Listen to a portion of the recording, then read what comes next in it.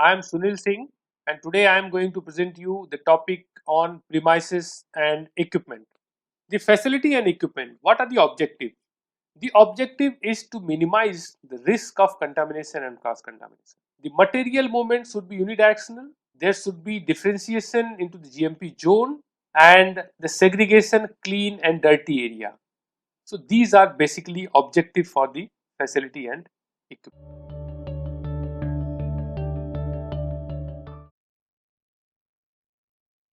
The premises must be located to minimize the risk of cross contamination. Like the premises should not be located next to a malting factory with high airborne level of yeast, which can contaminate the product. So the location is very important for the selection of the premises for pharmaceutical manufacturing. The facility and equipment, the basic requirements, their layout and design must aim to minimize the risk of error and permit effective cleaning and maintenance in order to avoid cross contamination, built up of dirt, and in general any adverse effect on quality of product. So these are the basic requirements. The other basic requirement, the location, the geography, climatic condition, noise, and economic factors. The geography of choose location can have the consideration impact upon design of the facility. Is the location subject to earthquake hazard? Does it experience flooding regularly during the monsoon season? Just for example, what precaution need to be taken regarding continuity of the supply of services? The climate of the area is also impacted. If the company will be handling, for example, gelatin capsule, then humidity is of great concern. If the company has a lot of goods requiring temperature and humidity control and transportation, and goods have to sit on the dock side for a week waiting for the boat to arrive, there may be problem with the quality of product. So because of these reasons, the location for selecting is very important. Right? The company is also required to take measures that prevent the factory polluting the surrounding area with product or byproducts from its manufacturing processes. A site inspection is useful before building the for the commercial manufacturing to ensure that these areas are suitable for the construction of the pharmaceutical factory. Another basic requirement, premises shall be carefully maintained, ensuring that repair and maintenance operations do not present any hazard to the quality of product. They shall be cleaned and where applicable disinfected according to detailed written procedure, that is called standard operating procedure. These steps shall be taken in order to prevent the entry of unauthorized person. Means access control. We have to have access control in all critical areas. Production, storage, quality control shall not be used as a right of way by personnel who do not work in them. Means again here the control on unauthorized people. Design the adequate flow of material and personnel to prevent the contamination, which I have already discussed in the objective. These are the design consideration. The GMP, environment, personal protection, product protection, environment protection.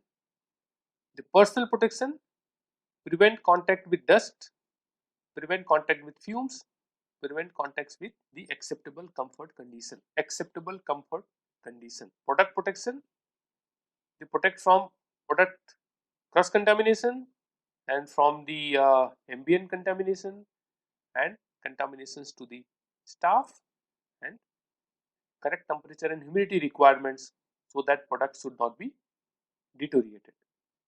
Environment protection, avoid dust discharge outside by which environment can be impacted, and the fume discharge and any effluent discharge. So environment considerations should also be given at the time of design of the facility.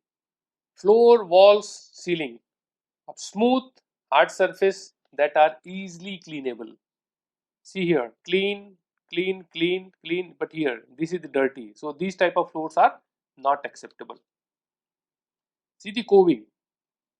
Coving of joints between wall and floor in the production area is encouraged to facilitate cleaning.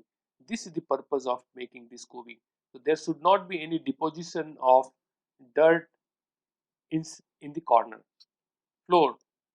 Where appropriate, waterproofing floor, non-absorbent, which is washable, non-slip material, without crevices, easy to clean and disinfected. These are the floor requirements. Window, window and fitting openings shall be so constructed as to avoid accumulation of dirt. If you see here in the picture, that's so smooth finish.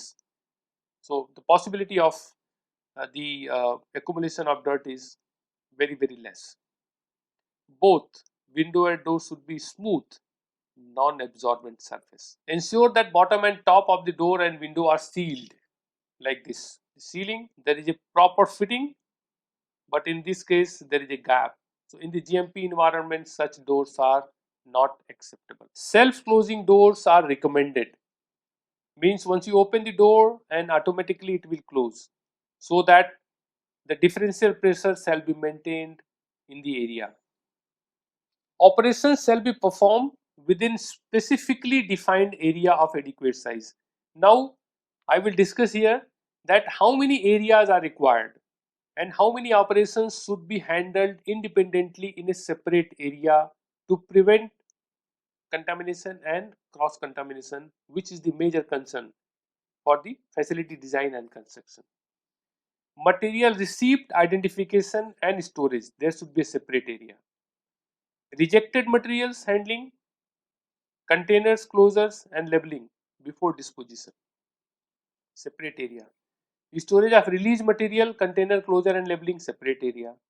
Storage of in-process material, there should be a separate area, specified and identified area of adequate size. Manufacturing and processing operations, separate area is required. Packaging and labeling, separate area is required. Quarantine storage before release of drug product, separate identified adequate size of area is required. Storage of drug product after release and before dispatch to the market, separate area. Control and laboratory operations, there should be a separate area. So this is the basic GMP requirement, that we have to have a separate area for each type of activity and operations. Premises should be designed with logical flow of material in mind, from receipt of the material, production including packing, to storage of the finished product, so as to prevent mix up and cross contamination. Personal flow should be different from the material flow. Now I'll give you an example. This sheet shows the flow of material and personnel. The green arrow indicates the material flow and show material that are brought in each room through the corridor zone. The cubicle between the corridor and the work zone may be an airlock, but in some countries this is required to be an air shower. The red arrow indicate the people flow and show how people enter each room through the corridor divided by the zone. If you see here, the material incoming goods here, then raw material and packaging material, then here weighing, then machine shop, yes, filling, packaging and good exit. So material coming in this way and going in this way, right? The people who are coming in these area to do the operation, coming and going in that way. So the flow of material in this way and flow of personnel in this area, coming and going. So this we can say unidirectional flow. Material coming, so material coming in this way, going in this way. If material coming this way and going this way, then this is not a good design as per the GMP requirements. Cross contamination prevention, segregated area. The very best way to prevent the cross contamination is to have a dedicated production area for each product. This is necessary for very toxic compound or sensitizing compounds such as penicillin, for example. However, most common arrangement is that a manufacturer will use one facility for different product. In this case, a validated effective cleaning procedure should be required. Then use of airlock, pressure differential and carefully designed dust extraction system can be a great help. The removal of contamination by the use of properly designed and maintained filters will also assist in preventing cross contamination. The use of proper protective clothing is essential. Control must be exercised in the use of clothing and where and when changing will be done. Some area will require dedicated clothing. This dedication may extend to the laundry processes and equipment to be used. Validated cleaning procedure need to be developed for each compound, for each product, and for each item of the equipment to ensure that all residues are removed. Frequently, the simplest solution to the problem of cross contamination is to use a totally enclosed process so that material cannot escape. However, this will often require very special design consideration for appropriate processing equipment. It is important to check that the use of status label for area and equipment is being properly managed. The status labels should be checked to ensure that they are showing the true status of the area or equipment. These are the features to prevent the cross contamination. The premises for packaging of products shall be specifically designed to avoid the mix up or cross contamination. Many a time it happens that in one product the mix up of other product, and we identified when we received the complaint, and during the investigation it is observed that area is not segregated properly, a systems has not followed appropriately. Now I will discuss here the type of airlocks. If you have seen the airlock, then fine. If you have not seen the airlock, then you will be able to understand the basic concept here.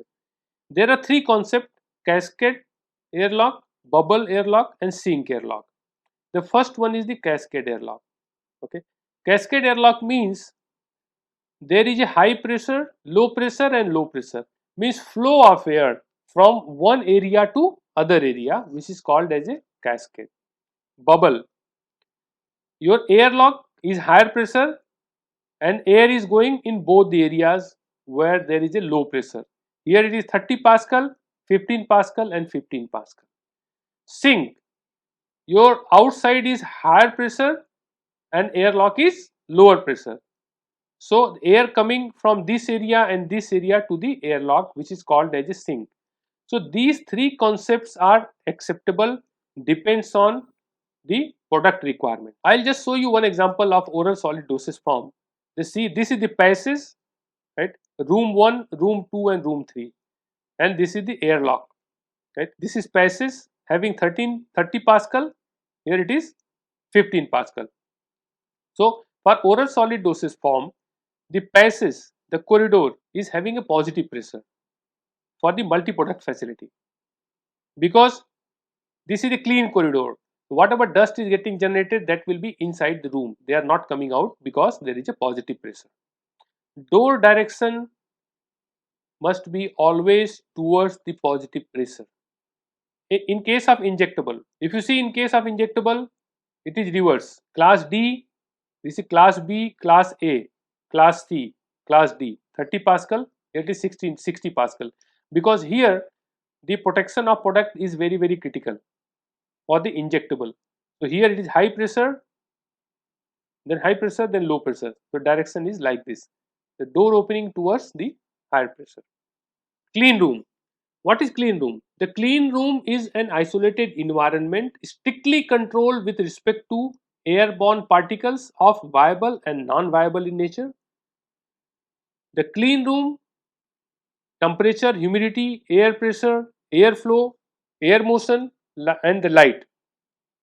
These all things must be controlled.